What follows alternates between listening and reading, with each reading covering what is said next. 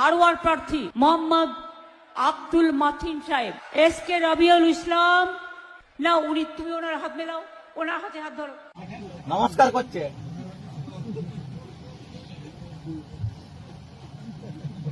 আমিও দেখছি, আপনারাও দেখছেন।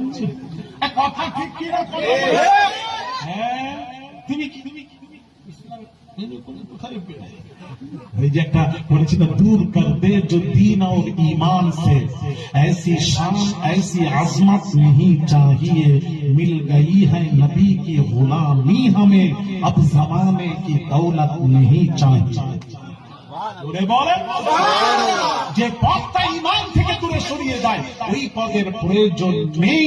নবীর গোলামি যদি নসিবে জুটে যায়, পৃথিবীর কোন দৌলতের প্রয়োজন নেই।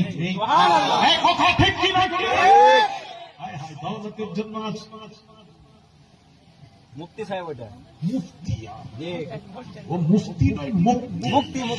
কত টাকা পেয়েছে চিন্তা করো। এই কথা ঠিক কি? টাকা করাচ্ছে। কে করাচ্ছে? ঈসা ইবনে মুসাফির सबसे बड़ा है पैसा भी। পুরো ভারতবর্ষে এই গুনাহগারকে সবাই জানে, পুরোটাই সবাই জানে ইনি কে। আমার দিকে তাকিয়ে থাকে, ইনি কি বলেন?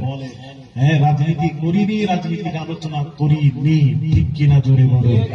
তবে এতটুকু কথা বলবো, এবার একটু কথা বলবো, সেটা কে বুঝবে না বুঝবে একটু বুঝে পা ফেলার আগে বুঝে পা ফেলতে হবে। এখন খুব বুঝে শুনে পা ফেলবেন। একটা কথা আমি বলে থাকি, সেটা মাথায় রাখবেন, নেই মামা চেয়ে কানা মামা ভালো। শিক্ষিত আমার কথা বুঝবে, ব্যাস এতটুকু।